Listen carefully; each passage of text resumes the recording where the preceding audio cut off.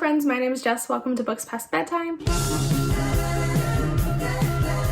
Today we are going to be doing my October wrap-up. So October was a little bit of a slower month for me. I only managed to finish 14 books, which is still pretty good. I'm not mad about it, but some of them are kind of slow for me to get through, so I definitely could have read more, and I have in the past, and I'm a little bit disappointed that I didn't get to more books, but overall I'm proud of my progress and I'm proud of the videos I put out this month, so overall I think it was a very successful month. So like I said, in October I read 14 books for a total of 4,798 pages. Overall I am happy with this number and this page count, so we're doing good. I felt like I had a very average reading month. My average rating this month was actually a 3.2 star, which is definitely lower than usual, but I was reading some books that I wouldn't necessarily have picked for myself that I was doing for projects, so I think that's why that number is skewed a little bit lower. But breaking that down, I did have 2 5-star reads, which was awesome, and then I had 5 4-star reads, also very good. I had 2 3-star reads, 4 2-star reads, which was kind of sad, and I actually did have 1 1-star read this month. In terms of format, I did read 6 physical books and 6 audiobooks, which is pretty normal, and then I threw in 2 ebooks in there. In terms of target audience, I definitely skewed more towards adult this month, which has kind of been a trend throughout the year, but this month was definitely a more skewed breakdown than usual. I did read 12 adult books, and then I read 1 YA and a 1 middle grade, so very light on anything but adult books this month. In terms of genre, I was pretty across the board this month, although I did focus a lot on thrillers and mysteries. Regardless, I did read 2 fantasies, 3 literary fiction books, 8 mystery thrillers, and 1 horror. So those are my monthly stats. Honestly, they are pretty normal. Definitely a bigger emphasis on adult books and thrillers this month, which was a little different, but it was October, so I think that makes sense, and it was fun reading all these books. In terms of my wrap-up, I did already talk about a lot of these books in various reading vlogs that I did this month, so I am going to start by talking about the books that were not featured in any videos, and then at the end I will wrap up the books that I read for videos and direct you to those videos if you want to hear more in-depth thoughts. So that is the plan, and we will just jump right into it. So the very first book I finished this month was The Lightning Thief by Rick Riordan. I am reading the whole Percy Jackson series for the Percy Jackson read-along that I am hosting. The Lightning Thief live show was over on Kirsten's channel. I will link that up above. We also just did the Sea of Monsters live show over on Reagan's channel. I will link that one as well. And then in November we will be reading The Titan's Curse. If you didn't know, this story follows our main character Percy Jackson, who finds out he is a demigod, which means he is half god and half mortal. He's thrown into this world of monsters and Greek mythology and quests, and it's so much fun. And this is my very first reread of the series, and I really am having just a great time and cannot wait to get to the rest of the books. Oh, and I gave this one 5 stars because it is just perfection. The next book I finished in October was Burn Our Bodies Down by Rory Powers. This book follows our main character, has always just grown up with her mother.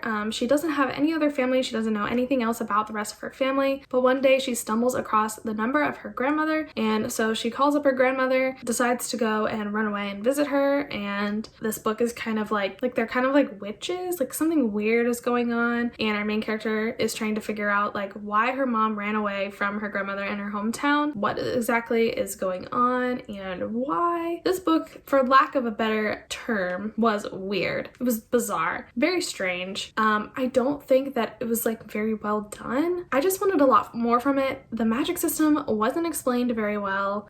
It just kind of ended strange. Like, if you liked Wilder Girls, I think you definitely would like this book. Like, I can see that Rory Power is a strong writer, but I just don't think she's like a very strong plotter, if that makes sense. And I just think I'm not sure that she's the writer for me. Her books are just a little bit too weird, a little bit too out there, a little bit too speculative, and I just like can't really get behind them, you know. I did listen to this on audio, it was pretty good, but I ultimately settled for a 2-star. I definitely think there's an audience for this book, I just don't think that audience is me. Next, I want to talk about The Shadows by Alex North, which was the October pick for the Page Turner Book Club. It was actually my pick, so the live show was on my channel. I will link that up above. Honestly, I really enjoyed this read. I just thought it was fast-paced and fun and interesting. It follows our main character who was involved with this kid called Charlie Crabtree in his youth, and Charlie actually ended up murdering somebody and then disappearing when they were all in high school. And then multiple years later, our main character returns to his hometown because his mother is sick and dying, and there is now a copycat killer lurking around, and they got their ideas from someone who's lurking lurking on the internet, and they are trying to figure out if Charlie is still out there, what happened to him, and why these boys in present day have copycatted this murder and what exactly is going on. This was definitely a really fast-paced read. Like I said, it was really engaging and I just blew through it and had a great time while doing it. But then later during our discussion, we really touched on a lot of the issues that were in this story and like plot holes and just kind of weird inconsistencies, and so I ended up lowering my rating to a 4-star. I do think that if you like go into this book just wanting to have fun, like it is a fun time, but if you look at it through like a critical lens, there definitely are some issues with it. I definitely don't think it was as strong as The Whisper Man. I really liked The Whisper Man a lot. I thought this one was just like not quite as good as that one, mostly because this has like a weird open-ended kind of ending. So I think that was personally my biggest gripe. Some things were just not properly explained, which having an open-ended ending is fine, but I still kind of want to be satisfied and know what was going on in a mystery thriller. But hey, that's just me. I did really enjoy this one. 4 stars. Check out the live show if you want to hear more of our thoughts. This month I also read The Night Swim by Megan Golden. This book follows our main character, who is a podcaster. She's a true crime podcaster, a very popular one. She's filming season 3 of her podcast and decides to go to this small town in North Carolina to cover this rape trial. And she kind of wants to give an unbiased view of both sides of the story and have her listeners kind of be the judge and jury and decide whether the man accused is guilty or not. But then when she gets to this town, this other girl gets in contact with her and wants her to help her solve the murder of her sister that happened like 20 or so years ago, and so she gets tangled up in that mystery as well. So we are following both threads of the story throughout this book. This was really well done. It had a lot of feminist themes in it, which I really appreciated. I also listened to the audiobook and really loved it. It definitely is worth a listen because of the podcast element in the story. The podcast is produced within the audiobook, so it really feels like you're listening to both an audiobook and a podcast. There are multiple narrators, sound effects, music, all that kind of stuff, so it's definitely a good audiobook. My only kind of complaint was that the 2 storylines kind of made the book feel a little bit unfocused at parts, but overall I really liked this one and I gave it 4 stars, would definitely recommend. Next, I want to talk about My Sister the Serial Killer by 𝗦𝘂𝗽𝗍 𝗏𝗏. I really enjoyed this story. This is such an interesting and unique story. It is told from the perspective of this girl whose sister she thinks might be a serial killer. Every boyfriend her sister has ends up dead.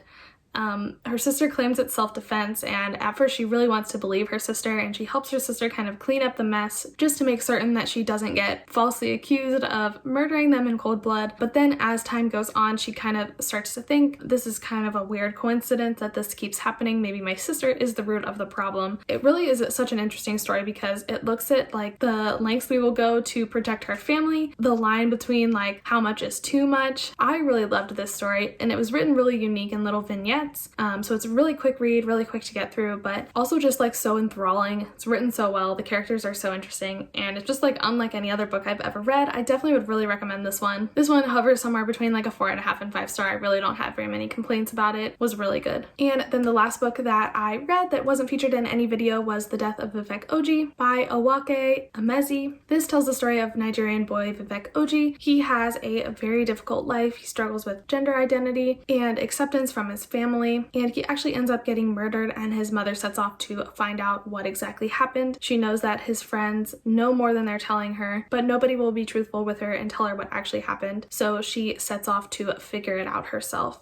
This was a really powerful, moving story, beautifully written. There were so many times in this book where I underlined a line because the language was just so incredible. This definitely is a very literary book, but it also tells an amazing and much needed story. This book made me cry, made my heart ache, and it just was really well done. I would 100% recommend this book, and I gave this one 5 stars. This might actually end up on my favorites list of the year. I don't want to talk about it too much more because it's kind of better to just go into it pretty blind, but I definitely would recommend you pick this one up. So next I'm going to talk about the books that I read for my YouTube recommended chooses my TBR video that went up earlier this month. I will link that up above if you want to hear any of my more in-depth thoughts on these books. But for this video I did read Eleanor, Oliphant is Completely Fine by Gail Honeyman. I gave this one 4 stars. Really enjoyed it. This follows our quirky main character Eleanor, who is kind of a shut-in, kind of struggles with social interaction, but then she befriends one of her coworkers, kind of starts to break out of her shell. This is a book about trauma, friendship, growth, all kinds of good stuff. Was really good, was really well done. Loved this one a lot. Probably my favorite that I read for that video. I also read The Silent Patient by Alex Michaelides. This is a mystery thriller, and we are following a criminal psychoanalyst who applies to work at this mental institution because he is obsessed with this woman called Alicia, who who murdered her husband and then never spoke another word again, and he really wants to try and work with her, try to get her to speak again. I actually ended up spoiling myself for the ending of this one,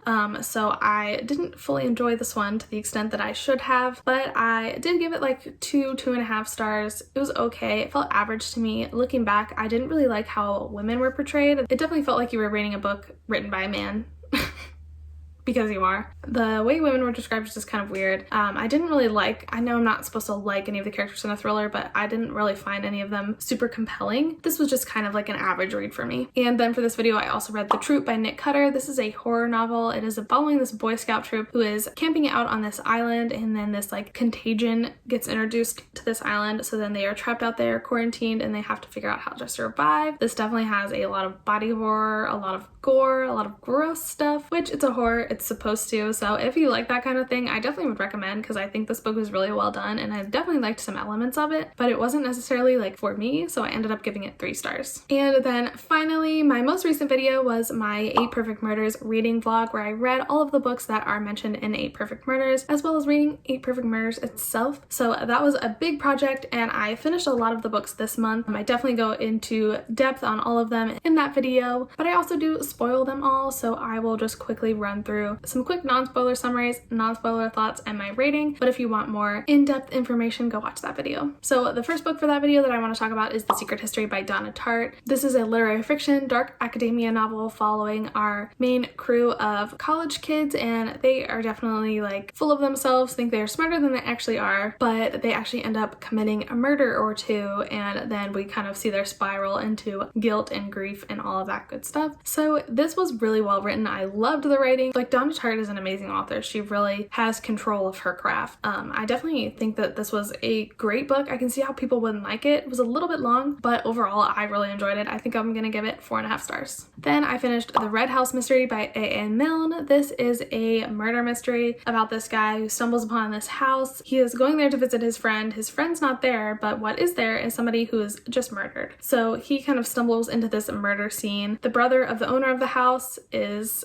dead on the floor, and the owner of the house is missing. So it's assumed that he obviously killed his brother, but our main character thinks there's a little bit more to the story. So this was an interesting concept, but I thought it was a pretty boring execution. It was written quite a while ago, and I just didn't think it like kept up with the standards of books nowadays, so I ended up giving this one 2 stars. Then I read The Drowner by John McDonald Douglas, something like that. I don't remember. This book was terrible. It was basically about this person who was going around killing people who she thought were sinners and making it look like it was just an accident or a suicide, and that these people weren't actually being murdered, but they figured her out. I don't know. I hated this book. Women were described disgustingly, and it was just really weird, and the parts that weren't weird or disgusting were boring. So this was the book that I gave 1 star this month, unfortunately. And then I read Malice Aforethought by Frances Illes. This is like a teeny tiny little book. It was kind of hard to read, but whatever. I don't think that affected my enjoyment, but I did not enjoy this one very much. So this book is famous because it's the first like inverted mystery, in that we know the killer and the victim from the first page, and we are going backwards trying to figure out motive. So I can appreciate it for that history, but this book was really boring, and the ending was kind of silly. Basically, this man wants to kill his wife because he wants to be with this other woman, and once he does that, this other woman is like, oh, I don't want to be with you. Why did you do that?